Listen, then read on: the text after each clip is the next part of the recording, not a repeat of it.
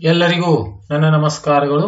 CRP, BRP, ECO ನಿರ್ದಿಷ್ಟಪಡಿಸಿದ ಹುದ್ದೆಗಳಿಗಾಗಿ ಗಣಿತ ವಿಷಯಕ್ಕೆ ಸಂಬಂಧಪಟ್ಟಿರುವಂತಹ ಪಾರ್ಟ್ 2 ಅನ್ನುವಂತಹ ವಿಡಿಯೋ. ಇಂದಿನ ಪಾರ್ಟ್ 2 ವಿಡಿಯೋದಲ್ಲಿ ಪರ್ಸೆಂಟೇಜ್ಗೆ ಸಂಬಂಧಿಸಿದ ಸಮಸ್ಯೆಗಳು ಮುಂದುವರಿದ ಭಾಗ. ಈಗಾಗಲೇ ಹಿಂದಿನ ವಿಡಿಯೋ ಕೂಡ ಪರ್ಸೆಂಟೇಜ್ಗೆ ಸಂಬಂಧಪಟ್ಟಿರುವಂತಹ ಪ್ರಶ್ನೆಗಳನ್ನು ಮಾಡಲಾಗಿತ್ತು. ಇಲ್ಲಿಯೂ ಕೂಡ ಅದೇ ರೀತಿಯಾದಂತಹ ಪ್ರಶ್ನೆಗಳು, ಅಂದರೆ ಶೇಕಡಾಗೆ ಸಂಬಂಧಪಟ್ಟಿರುವಂತಹ ಪ್ರಶ್ನೆಗಳು. ಮೊದಲೇ ಲೆಕ್ಕವನ್ನು ನೋಡೋಣ. ಒಂದು ಪ್ರಶ್ನೆ ನಂಬರ್ 1, ಹಣ್ಣು ಮಾರಾಟಗಾರನ ಹತ್ತಿರ ಕೆಲವು ಸೇಬುಗಳಿವೆ. ಹಣ್ಣು ಮಾರಾಟಗಾರನ ಹತ್ತಿರ ಕೆಲವು ಸೇಬುಗಳಿವೆ. ಅವರು 40% ಸೇಬುಗಳನ್ನು ಮಾರಾಟ ಮಾಡುತ್ತಾರೆ. ಅಂದ್ರೆ ಅವ್ರ ಹತ್ರ ಇರುವಂತಹ ಹಣ್ಣುಗಳಲ್ಲಿ 40% ಮಾರಿರ್ತಾರೆ, ಅಂದ್ರೆ ಇನ್ನೂ 60% ಉಳಿದಿರ್ತಾವ ಅಂತ ಅರ್ಥ. ಇನ್ನು 420 ಸೇಬುಗಳನ್ನ ಹೊಂದಿದ್ದಾರೆ. ಅವ್ರ ಹತ್ರ ಉಳಿದಿರ್ತಕ್ಕಂಥ ಸೇಬುಗಳು 420. ಎಷ್ಟು ಪರ್ಸೆಂಟ್ ಉಳಿದು? 60%. ಅವನು ಮೂಲತಃ ಹೊಂದಿದ್ದ ಸೇಬುಗಳ ಸಂಖ್ಯೆ ಎಷ್ಟು? ಮಾರಿದ ಸೇಬುಗಳು 40%, ಅವನ ಹತ್ತಿರ ಉಳಿದಿರ್ತಕ್ಕಂಥ ಸೇಬುಗಳು 60%, ಅಂದ್ರೆ 420 ಅಂತ. ಇಲ್ಲಿ ಪ್ರಶ್ನೆಯನ್ನು ತೆಗೆದುಕೊಳ್ಳಲಾಗಿದೆ. ಅವನ ಹತ್ತಿರ ಇರುವಂತಹ ಸೇಬುಗಳ ಒಟ್ಟು ಸಂಖ್ಯೆ x 100 ಅಂತ ತೆಗೆದುಕೊಂಡಿದ್ದೇನೆ. ಅವನ ಹತ್ತಿರ ಇರುವ ಒಟ್ಟು ಸೇಬುಗಳ ಸಂಖ್ಯೆ 100. 100 ಹಣ್ಣುಗಳಲ್ಲಿ 40 ಹಣ್ಣುಗಳನ್ನ ಮಾರಾಟ ಮಾಡುತ್ತಾನೆ. 40% ಅಂದ್ರೇನು? ಅದು ನಾವು 100 ಹಣ್ಣನ್ನ ತೆಗೆದುಕೊಂಡಿದ್ದೇವೆ ಅಂದ್ರೆ 40% ಅಂದ್ರೆ 40 ಹಣ್ಣುಗಳನ್ನ ಮಾರುತ್ತಾನೆ. ಇನ್ನ 100 ಹಣ್ಣುಗಳಲ್ಲಿ ಅವನು 40% ಹಣ್ಣುಗಳನ್ನ ಮಾರಿದಾಗ, 100 ಇದ್ದಾಗ 40% ಅಂದ್ರೇನು? 40. 100 ಹಣ್ಣುಗಳಲ್ಲಿ ಅವನು ಎಷ್ಟು ಹಣ್ಣುಗಳನ್ನ ಉಳಿತಾವನ ಹತ್ರ? ಅವನ ಹತ್ರ ಉಳಿಯುವಂತ ಹಣ್ಣುಗಳು 60. 100 ಹಣ್ಣುಗಳಲ್ಲಿ 60 ಹಣ್ಣುಗಳು ಉಳಿಯುತ್ತವೆ. ಆದ್ರೆ 60 ಹಣ್ಣುಗಳನ್ನ ಉಳಿದಾಗ ಅವನ ಹತ್ರ ಇರುವ ಹಣ್ಣುಗಳ ಸಂಖ್ಯೆ 100. 60 ಹಣ್ಣುಗಳು ಉಳಿದಾಗ ಅವನ ಹತ್ತಿರ ಮೂಲತಃ ಇರುವ ಹಣ್ಣುಗಳ ಸಂಖ್ಯೆ ಎಷ್ಟು? 100. ಇದನ್ನೇ ರಿವರ್ಸ್ ಆಗಿ 100 ಹಣ್ಣುಗಳು ಅವನ ಹತ್ರ ಆವ ಅಂತ ನಾವು ತಿಳ್ಕೊಂಡೆ ಅಂದ್ರೆ ಅದರಲ್ಲಿ 40% ಅಂದ್ರೇನು? 100ಕ್ಕೆ 40 ಹಣ್ಣುಗಳು ಮಾರಾಟವಾಗಿವೆ. ಅಂದ್ರೆ ಉಳಿದಿರ್ತಕ್ಕಂಥ ಹಣ್ಣುಗಳು 60%, ಅಂದ್ರೆ ಇಲ್ಲಿ 60. 100 ಹಣ್ಣುಗಳಿದ್ದಾಗ ಅವನ ಹತ್ರ ಉಳಿದಿರ್ತಕ್ಕಂಥ ಹಣ್ಣುಗಳ ಸಂಖ್ಯೆ 60 ಆದ್ರ 60 ಹಣ್ಣುಗಳು ಅವನ ಹತ್ರ ಉಳಿದ್ರ ಒಟ್ಟು ಇರುವ ಹಣ್ಣುಗಳ ಸಂಖ್ಯೆ ಎಷ್ಟು? 100. ಹಾಗೆ 60 ಹಣ್ಣುಗಳು ಉಳಿದಾಗ ಅವನ ಹತ್ತಿರ ಮೂಲತಃ ಇರುವ ಹಣ್ಣುಗಳ ಸಂಖ್ಯೆ 100. ಇದೇ ರೀತಿ ಅವನ ಹತ್ತಿರ ಉಳಿದಿರ್ತಕ್ಕಂಥ 420 ಹಣ್ಣುಗಳನ್ನು ಉಳಿದಾಗ ಮೂಲತಃ ಅವನ ಹತ್ರ ಇರುವಂತಹ ಹಣ್ಣುಗಳ ಸಂಖ್ಯೆ ಎಷ್ಟು ಅಂದ್ರೆ 420 × 100 / 60 ಅಂತ. ಈಗ ಇದು 0 ಹೋಯ್ತು, 0 ಹೋಯ್ತು. 6 ಒಂದಲೇ 6 7 42 ಅಂದ್ರೆ 7 × 100 ಅಂದ್ರೆ 700. ಅವನ ಹತ್ರ ಮೂಲತಃ ಇರುವಂತಹ ಹಣ್ಣುಗಳ ಸಂಖ್ಯೆ ಎಷ್ಟು ಅಂತಕ್ಕಂಥದ್ದು.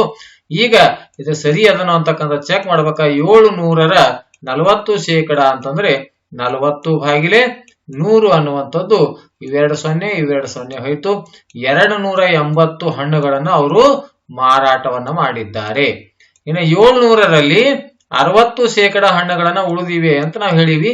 60% ಅಂದ್ರೆ ಮತ್ತೆ ಇಲ್ಲಿ ನಾವು ಭಾಗಾಕಾರವನ್ನ 2 0 ಹೋಯ್ತು. 7 6 42 ಅಂದ್ರೆ 420 ಒಟ್ಟು ಹಣ್ಣುಗಳ ಸಂಖ್ಯೆ ಎಷ್ಟಾಯ್ತು? ಇಲ್ಲಿರುವಂತ ಹಣ್ಣುಗಳ ಸಂಖ್ಯೆ 700. ನಾವು 100 ಅಂತ ಒಂದು x ಅಂತ ತಗೊಳ್ಳೋ ಬದಲಿ ನಾನು 100 ಹಣ್ಣುಗಳು ಅಂತ ತೆಗೆದುಕೊಂಡಿದ್ದೀನಿ. ಶೇಕಡ ಇರುವುದರಿಂದ 100 ಅಂತ ತೆಗೆದುಕೊಂಡಿರುವುದರಿಂದ 100 ಹಣ್ಣುಗಳಲ್ಲಿ 60 ಹಣ್ಣುಗಳು ಉಳಿಯುತ್ತವೆ ಅಂದ್ಮೇಲೆ 60 ಹಣ್ಣುಗಳು ಉಳಿದಾಗ ಅವನ ಹತ್ರ ಇರುವಂತಹ ಹಣ್ಣುಗಳು 100. ಹಾಗಾಗಿ 420 ಹಣ್ಣುಗಳು ಉಳಿದಾಗ ಅವನ ಹತ್ರ ಇರುವಂತ ಮೂಲತಃ ಹಣ್ಣುಗಳ ಸಂಖ್ಯೆ ಎಷ್ಟು ಅಂತ ಲೆಕ್ಕಾಚಾರವನ್ನು ಬಿಡಿಸಲಾಗಿದೆ. ಇನ್ನು ಎರಡನೇ ಪ್ರಶ್ನೆಗೆ ಹೋಗೋಣ. 3 ವಿದ್ಯಾರ್ಥಿಗಳು ಚುನಾವಣೆಗೆ ಸ್ಪರ್ಧಿಸಿ ಕ್ರಮವಾಗಿ 1000, 5000 ಮತ್ತು 10,000 ಮತಗಳನ್ನು ಪಡೆದರು. ವಿಜೇತ ವಿದ್ಯಾರ್ಥಿ ಪಡೆಯುವ ಒಟ್ಟು ಮತಗಳ ಶೇಕಡಾ ಎಷ್ಟು ಅಂತ. ಒಟ್ಟು ಮತಗಳು ಕೇಳಿಲ್ಲ, ಒಟ್ಟು ಮತಗಳಂತೂ ಈಗಾಗಲೇ ಕೊಟ್ಟಿದ್ದಾರೆ. ಅತಿ ಹೆಚ್ಚು ಮತಗಳು ಪಡೆದಿರುವಂತಹ ವಿದ್ಯಾರ್ಥಿ ಗೆದ್ದಿರುತ್ತಾನೆ. ಆದ್ರೆ ಶೇಕಡಾ ಎಷ್ಟು ತೆಗೆದುಕೊಂಡಂಗಾಯ್ತು ಅಂತ. ಈಗ ಒಟ್ಟು ಮತಗಳು ಎಷ್ಟು? 100, 5,000, 5,000, 10,000 ಅಂದ್ರೆ ಒಟ್ಟು 16,000 ಮತಗಳಾಗಿವೆ. ಗೆದ್ದ ವಿದ್ಯಾರ್ಥಿ ಪಡೆದ ಮತಗಳು ಎಷ್ಟು? 10,000. ಅಂದ್ರೆ 16,000 ಮತಗಳಲ್ಲಿ ವಿಜೇತ ಅಭ್ಯರ್ಥಿ ಪಡೆದ ಮತಗಳು 10,000. 16,000 ಓಟ್ ಬಿದ್ದಿವೆ, ಅದರಲ್ಲಿ 10,000 ಗೆದ್ದ ವಿದ್ಯಾರ್ಥಿಯನ್ನು ತೆಗೆದುಕೊಂಡಿದ್ದಾನೆ. ಹಾಗಾದ್ರೆ 16,000ಕ್ಕೆ 10,000 ವಿದ್ಯಾರ್ಥಿ ಮತಗಳನ್ನ ಪಡೆದರೆ ಶೇಕಡಾ ಎಷ್ಟು ಅಂದ್ರೆ 100 ಅಂತ ತಗೋಬೇಕು. ಶೇಕಡಾ ಎಂದರೆ 100. 100 ಮತಗಳನ್ನ ಬಿದ್ದಾಗ ಆ ಅಭ್ಯರ್ಥಿ ಅಥವಾ ವಿದ್ಯಾರ್ಥಿ ತೆಗೆದುಕೊಳ್ಳುವ ಮತಗಳ ಸಂಖ್ಯೆ ಅಂದ್ರೆ 100 × 10,000 / 16,000. 100 ಮತಗಳಲ್ಲಿ ವಿಜೇತ ವಿದ್ಯಾರ್ಥಿ ಪಡೆದ ಮತಗಳ ಸಂಖ್ಯೆ 100 × 1000 / 16,000. 3 0 ಹೋಯ್ತು, 3 0 ಹೋಯ್ತು. ಇಲ್ಲಿರುವಂತದನ್ನ ಈಗ 100 × 10 ಅಂದ್ರೆ ಇದನ್ನ 1000 ಆಯ್ತು.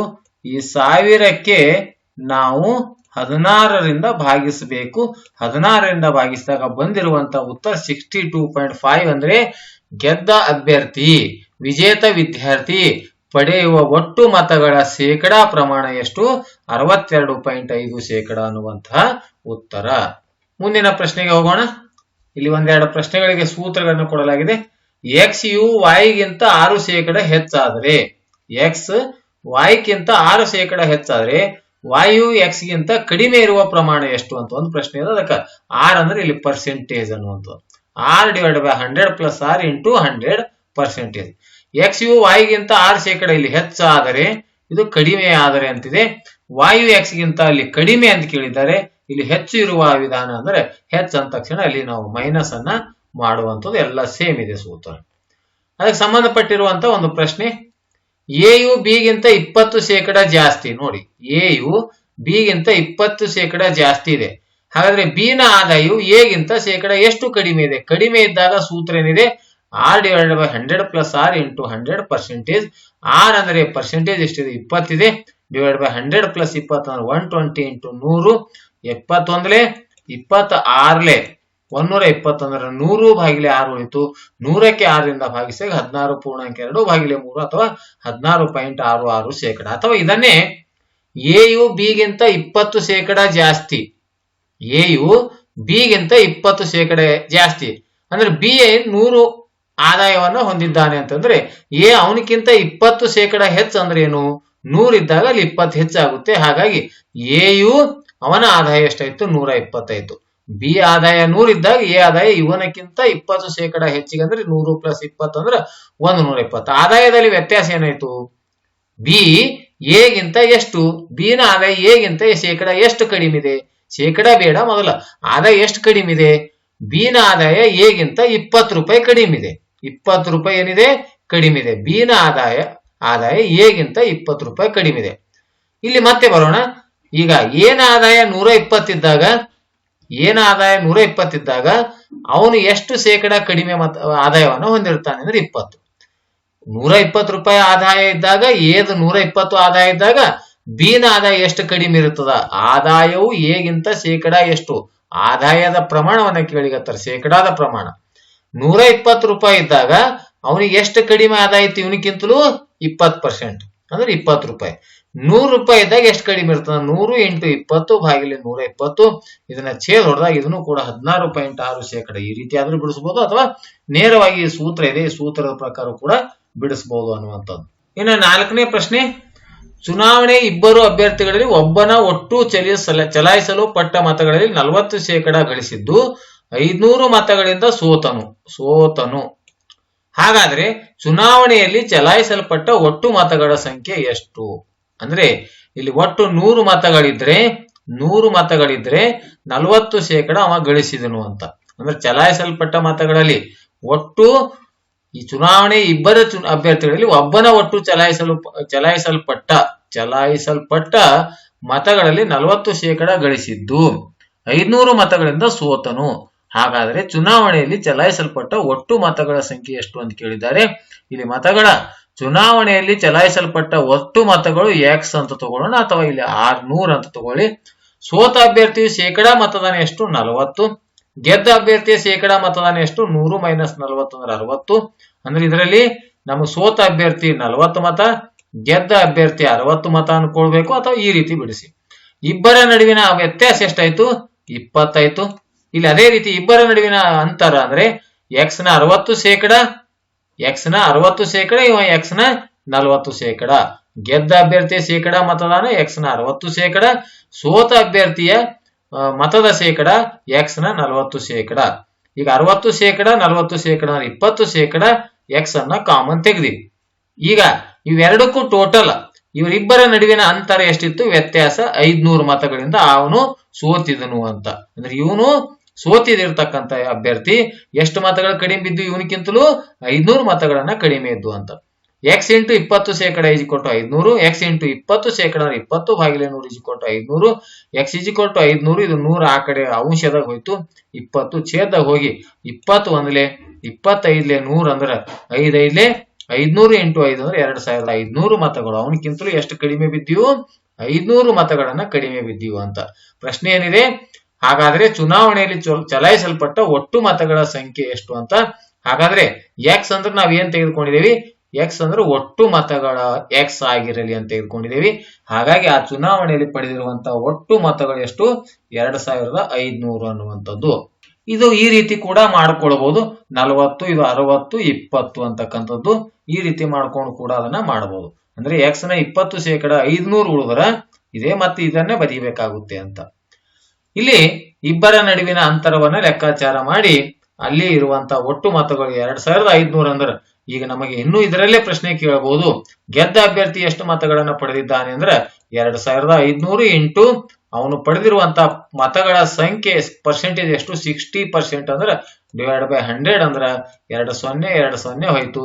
25 6ಲೆ 150 ಅಂತಂದ್ರ 25 6ಲೆ 150 ಮುಂದೊಂದು 0 ಅಂದ್ರೆ 1500 ಮತಗಳನ್ನ ಪಡೆದಿದ್ದನು ಅಂತ. ಈಗ ಇವ ಗೆದ್ದ ಅಭ್ಯರ್ಥಿಯು ಪಡೆದ ಮತಗಳ ಸಂಖ್ಯೆ 2500, 1500, ಒಟ್ಟು ಮತಗಳು 2500. ಗೆದ್ದ ಅಭ್ಯರ್ಥಿ ಪಡೆದ ಮತಗಳ ಶೇಕಡ ಎಷ್ಟಿತ್ತು? 60% ಇರೋದ್ರಿಂದ 2500ರ 60% 1500.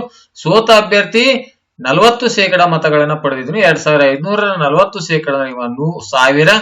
ಇಬ್ಬರು ಮತಗಳು ಕೂಡಿಸ್ರೆ ಎಷ್ಟಾಯ್ತು? 2500.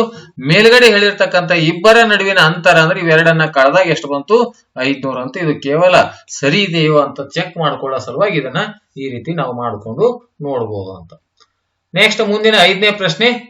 ವ್ಯಕ್ತಿಯು 30% ವೇತನವನ್ನು ಆಹಾರಕ್ಕೆ, 10% ಮನೆ ಬಾಡಿಗೆಗೆ ವೆಚ್ಚ ಮಾಡಿದ ಮೇಲೆ ರೂಪಾಯಿ 12,000 ಉಳಿದಿದೆ. ಅವನ ವೇತನ ಎಷ್ಟು?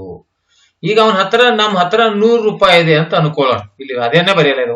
ಒಟ್ಟು ವೇತನ 100 ರೂಪಾಯಿ ಇದ್ದಾಗ ಉಳಿತಾಯ ಎಷ್ಟಾಗಿರ್ತದ ಅಂದ್ರೆ ಒಟ್ಟು ರೂಪಾಯಿಯಲ್ಲಿ ಖರ್ಚನ್ನ ಕಳಿಬೇಕು. ಅಂದ್ರೆ 100 ರೂಪಾಯಿ ಇದ್ದಾಗ ಒಟ್ಟು ರೂಪಾಯಿ 100 ಇದ್ದಾಗ ಖರ್ಚು ಎಷ್ಟಾಗ್ಯದ? 30% ಪ್ಲಸ್ 10% 40% ಖರ್ಚಾಗ್ಯದ ಅಂದ್ರೆ 40 ರೂಪಾಯಿ. 100ರಲ್ಲಿ 40 ಖರ್ಚಾಯ್ತಂದ್ರ ಉಳಿದಿರ್ತಕ್ಕಂಥ ಎಷ್ಟು? 60 ಅಂತಕ್ಕಂಥದ್ದು. ಉಳಿತಾಯ 60 ರೂಪಾಯಿ ಇದ್ದಾಗ ಒಟ್ಟು ವೇತನ ಎಷ್ಟಿತ್ತು? 100. ಇಲ್ಲಿ 100 ರೂಪಾಯಿ ನಮಗೆ ಟೋಟಲ್ ಅದ ಅಂತ ತಿಳ್ಕೊಳ್ಳೋಣ. ಖರ್ಚು ಎಷ್ಟಾಗ್ಯದ? 30%. 100ಕ್ಕೆ 30, 100ಕ್ಕೆ 10, 100ಕ್ಕೆ ಎಷ್ಟಾಯ್ತು? 40 ಖರ್ಚಾದ್ಮೇಲೆ ಇನ್ನೂ 60 ಉಳಿತಾಯ ಆಯ್ತು. ಉಳಿತಾಯ 60 ರೂಪಾಯಿ ಇದ್ದಾಗ ಅವನ ಹತ್ರ ಇರುವಂತ ಒಟ್ಟು ವೇತನ ಎಷ್ಟಿತ್ತು? 100 ರೂಪಾಯಿ. ಉಳಿತಾಯ 60 ರೂಪಾಯಿ ಇದ್ದಾಗ ಒಟ್ಟು ವೇತನ 100 ರೂಪಾಯಿ. ಉಳಿತಾಯ 12,000 ಆದಾಗ ಅವನ ಹತ್ರ ಇರ್ತಕ್ಕಂಥ ಅವನಿಗೆ ಇರುವಂತ ಒಟ್ಟು ವೇತನ ಎಷ್ಟು ಅಂದ್ರೆ 12,000 ಇಂಟು 100 ಡಿವೈಡ್ ಬೈ 60 ಅಂತ. ಇದನ್ನ ಛೇದವನ್ನು ಹೊಡೆಯಲಾಗಿದೆ.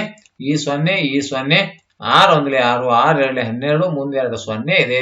200 ಇಂಟು 100 ಅಂತಂದ್ರೆ ಇದು 20,000 ರೂಪಾಯಿ ಅನ್ನುವಂಥದ್ದು. ಆದ್ಮೇಲೆ ಈ ರೀತಿಯಾಗಿ ನಾನು ಈ ಒಂದು CRP, BRP ಮತ್ತು ECO ಈ ಒಂದು ನಿರ್ದಿಷ್ಟಪಡಿಸಿದ ಹುದ್ದೆಗಳಿಗಾಗಿ ನಾನು ನಿರಂತರವಾಗಿ ವಿಡಿಯೋಗಳನ್ನ ಮಾಡ್ತಾ ಇದ್ದೀನಿ. ವಿಡಿಯೋ ಇಷ್ಟವಾದರೆ ದಯವಿಟ್ಟು ಲೈಕ್ ಮಾಡಿ ಮತ್ತು ಶೇರ್ ಮಾಡಿ ಮತ್ತು ಸಬ್ಸ್ಕ್ರೈಬ್ ಮಾಡೋದನ್ನ ಮರೆಯಬೇಡಿ ಅಂತ ಹೇಳುತ್ತಾ ಈ ವಿಡಿಯೋ ಇಲ್ಲಿವರೆಗೆ ಕೊನೆವರೆಗೆ ತಾವು ನೋಡಿದ್ದಕ್ಕಾಗಿ ಅಭಿನಂದನೆಗಳು ಅಂತ.